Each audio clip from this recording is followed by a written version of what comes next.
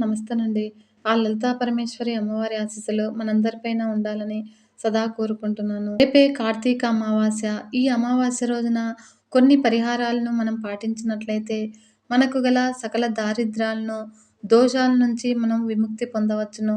అవి ఏంటో ఇప్పుడు మనం తెలుసుకుందాము. ఈ రోజున శివునికి ఇష్టమైనటువంటి ఆహార పదార్థాలతో పాటుగా స్వామివారికి ఎంతో ఇష్టమైన పూలతో కూడా పూజలు చేస్తూ ఉంటారు. అయితే ఈ పువ్వుతో పూజిస్తే శివయ్య అనుగ్రహం లభిస్తుందని మన పండితులు చెబుతూ ఉన్నారు. అయితే శివుడికి ఇష్టమైన పువ్వు మరేదో కాదు, ఉమ్మెత్త పువ్వు.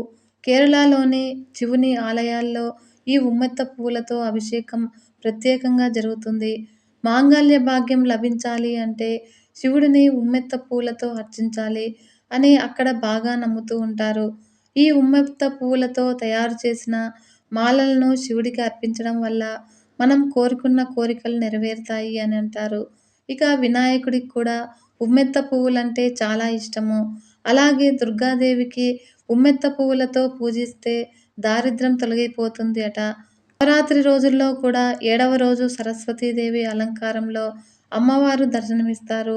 అప్పుడే ఈ పువ్వులతో ప్రత్యేకంగా పూజ చేస్తారు. ఇంకా ఈ పూలతో శివయ్యను పూజించడం వల్ల దారిద్ర్యం పోవడమే మాత్రమే కాకుండా ఎటువంటి దోషాలు ఉన్నా కూడా తొలగిపోతాయి. అమావాస్యకు, పౌర్ణమికి ఒక్కరోజు ముందు ప్రదోషం వస్తుంది.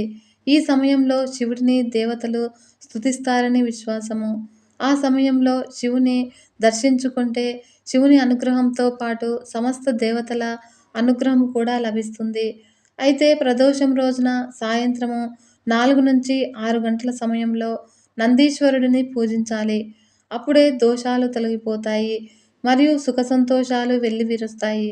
అందుకే ఈ ఉమ్మెత్త పువ్వులతో ఒక్కసారి శివయ్యను పూజించి ఫలితాలు ఎలా ఉన్నాయో ఇప్పుడే తెలుసుకుందాము. ఇంకా ఈ అమావాస్య రోజున ఉమ్మెత్త పువ్వులంటే శివునికి ఎంతో ఇష్టము.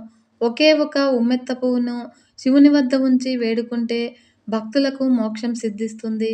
ఇంకా ఈ ఉమ్మెత్త పువ్వులతో తయారు చేసిన మాలలను శివుడికి అర్పించడం ద్వారా కోరుకున్న కోరికలు నెరవేరుతాయి. అలాగే ప్రదోష కాలంలో శివుడిని అర్చిస్తే జాతక దోషాలు తొలగిపోతాయి. సర్పదోషంతో పాటు ఇతర దోషాలు ఉంటే కూడా ఈ ప్రదోష సమయంలో శివుడిని అర్చించినట్లయితే ఈ పువ్వులతో ఆ దోషాలు కూడా తొలగిపోతాయి. మాసానికి 2 సార్లు ప్రదోషం వస్తుంది. అంటే అమావాస్యకు, పౌర్ణమికి ఒకరోజు ముందు ప్రదోషం వస్తుంది. ఈ సమయంలో శివుడిని దేవతలు స్తుతిస్తారని మన పెద్దల విశ్వాసం. అలాంటి సమయంలో శివుడిని దర్శించుకుంటే శివుని అనుగ్రహంతో పాటు సమస్త దేవతల అనుగ్రహం కూడా లభిస్తుంది.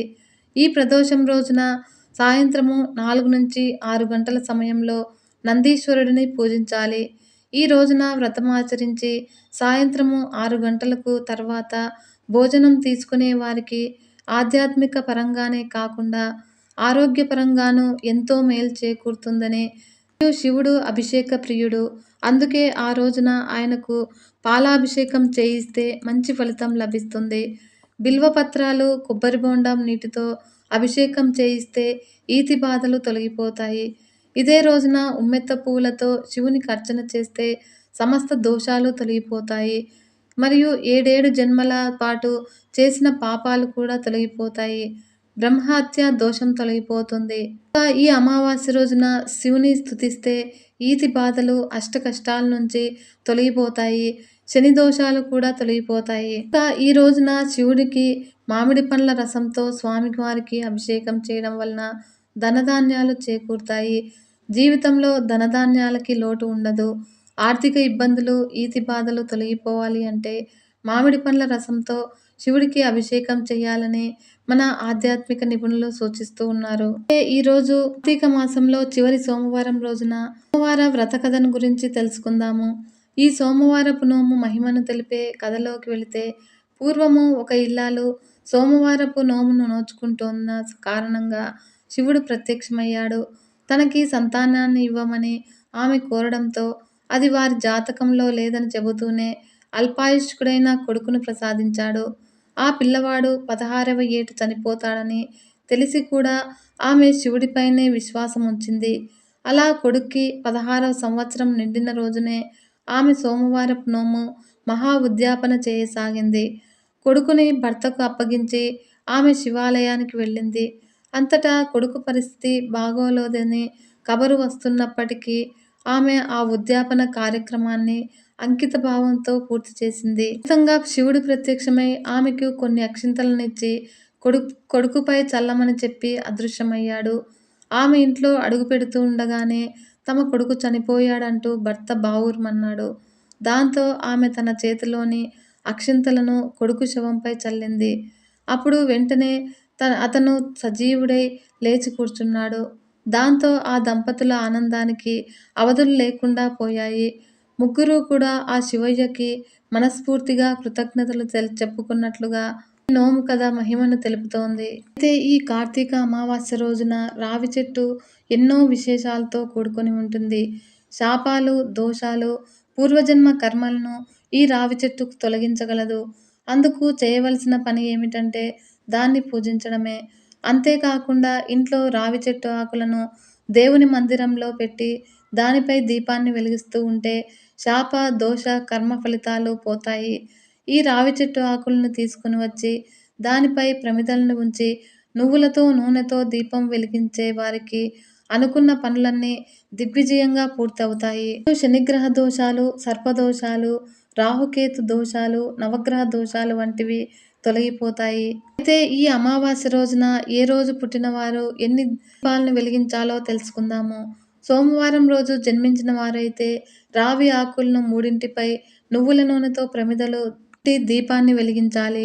మంగళవారం జన్మించిన వారు 2 దీపాలు, బుధవారం జన్మించిన వారైతే 3 దీపాలను, గురువారం జన్మించిన వారైతే 5 దీపాలు, శుక్రవారం జన్మించిన వారైతే 6 దీపాలు, శనివారం జన్మించిన వారైతే 9 దీపాలు, ఆదివారం జన్మించిన వారైతే 12 రావి ఆకులపై ప్రమిదలను పెట్టి దీపాలను వెలిగించాలి. అయితే రావి చెట్టు ఆకు కాడ దేవుని పటాల వైపు ఉండేలా ఆకు చివరి భాగము మనల్ని చూసే విధంగా ఉంచి దీపాన్ని వెలిగించాలి. అలా చేశాక దీపం ముందు కూర్చొని చేసిన పాపాలన్నీ తొలగిపోవాలని ప్రార్థించాలి. ఇలా చేస్తే దోషాలన్నీ తొలగిపోయి శుభ ఫలితాలను కలుగుతాయి. ఈ రావి చెట్టును పూజిస్తే సకల అభీష్టాలు నెరవేరుతాయి. మరియు ఇంట్లో రావి చెట్టు ఆకుల నుంచి దానిపై దీపం వెలిగించడం ద్వారా శాప, దోష, కర్మ ఫలితాలు ఉండవు.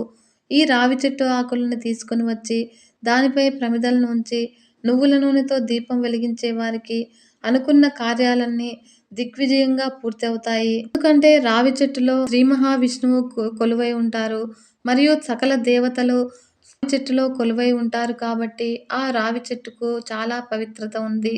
ఈ రావి చెట్టునే అశ్వత్థ వృక్షం అని కూడా పిలుస్తూ ఉంటారు. అయితే ఈ అమావాస్య రోజున ఉదయం స్నానం చేసే నీటిలో కొద్దిగా గంధం పొడిని కలుపుకొని స్నానం చేసినట్లయితే మనకు గల దోషాలన్నీ నివారణ అవుతాయి.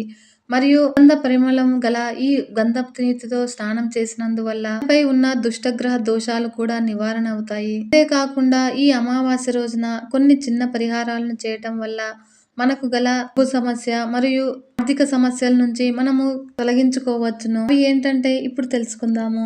ఈశాన్యంలో నెయ్యితో దీపం వెలిగించాలి. ఈ అమావాస్య తిథి నాడు ఈశాన్య మూలలో ఆవు నెయ్యి దీపాన్ని వెలిగించాలి. సూర్యోదయం నుండి సూర్యాస్తమయం వరకు ఈ దీపాన్ని వెలిగించాలి. ఈశాన్య మూలను భగవంతుని స్థలంగా భావిస్తూ ఉంటారు. కనుక ఈ ప్రదేశంలో దీపాన్ని వెలిగిస్తే లక్ష్మీదేవి ఇంటికి వస్తుందని మరియు దేవతలు కూడా సంతోషిస్తారని చెబుతారు. ఇలా ఈ దీపంలో 2 లవంగాలు మరియు కొద్దిగా కుంకుమ పువ్వు లేదా కుంకుమ వేయాలి. ఈ అమావాస్య రోజున గోవులకు ఆహారాన్ని అందించాలి. అమావాస్య తిథి నాడు గోవులకు సేవ చేయడము చాలా ప్రయోజనకరంగా ఉంటుంది. గోవులకు పిండిలో బెల్లము అలాగే పచ్చగడ్డి వేయాలి. ఆవు సేవ తల్లి సేవతో సమానంగా పరిగణిస్తూ ఉంటారు. ఈ అమావాస్య రోజున పొరపాటున కూడా జీవహింస చేయరాదు. అంతేకాకుండా ఈ అమావాస్య రోజున పూర్వీకుల పేరిట దానం చేయాలి. దానం చేసినట్లయితే పూర్వీకుల పేరిట దానం చేస్తే వారు ఆశీర్వదిస్తారు. రోజు మన పూర్వీకులకు ఇష్టమైన మిఠాయిలను, పండ్లు మరియు వస్త్రాలను అవసరమైన వారికి దానంగా ఇవ్వాలి. అంతేకాకుండా సూర్యోదయం తర్వాత నల్ల నువ్వులు వేసి దక్షిణ దిక్కున ఆవ నూనె దీపం వెలిగించాలి.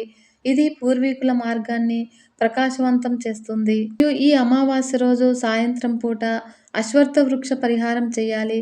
అంటే అశ్వత్థ వృక్షము అంటే రావి చెట్టును పూజించడం వల్ల లక్ష్మీదేవి సంతోషిస్తుందని, ఆమె అనుగ్రహం లభిస్తుందని నమ్ముతారు. ఈ అమావాస్య తిథి నాడు ఉదయం స్నానం చేసి అశ్వత్థ వృక్షానికి నీళ్లను సమర్పించాలి. మరియు సాయంత్రం పూట నువ్వుల నూనెతో దీపాన్ని వెలిగించి అశ్వత్థ చెట్టు కింద ఉంచి చెట్టుకు ప్రదక్షిణలు చేయాలి. అంతే కాకుండా రోజున కళ్ళు ఉప్పుతో ఇంటిని శుభ్రంగా తుడవాలి. అమావాస్య రోజున ఉప్పు నీటితో ఇంటిని తుడవటం వల్ల ఇంట్లో ఉన్న ప్రతికూలతలు తొలగిపోయి ఇంట్లో ఆనందం పెరుగుతుందని నమ్ముతారు. తుడిచిన తర్వాత ఆ నీటిని గది వెలుపల విసిరేయాలి. ఆ ఇంటిని శుభ్రం చేసే నీటిలో ఒక గుప్పెడు ఉప్పును వేసి తుడిచినట్లయితే ఇంట్లో ఉన్న ప్రతికూల శక్తిని తొలగించుకోవచ్చును. అయితే ఆర్థిక సంక్షోభానికి నివారణలు మీరు చాలా కాలంగా ఆర్థిక సంక్షోభంలో ఉన్నట్లయితే, డబ్బు సంబంధిత సమస్యలు చాలా ప్రయత్నాలు చేసినా కూడా పరిష్కారం కానట్లయితే ఈ అమావాస్య రోజున తులసిమాలతో గాయత్రి మంత్రాన్ని 108 సార్లు జపించాలి. అలా చేసినట్లయితే మీకు డబ్బు సంబంధిత సమస్యలు పరిష్కారం అవుతాయి. మరియు మీ పనులన్నీ పూర్తి అవుతాయి. ఓం నమః శివాయ. సర్వే జనా సుఖినో భవంతు. లోకా సమస్త సన్మంగళాని భవంతు. నమస్తే.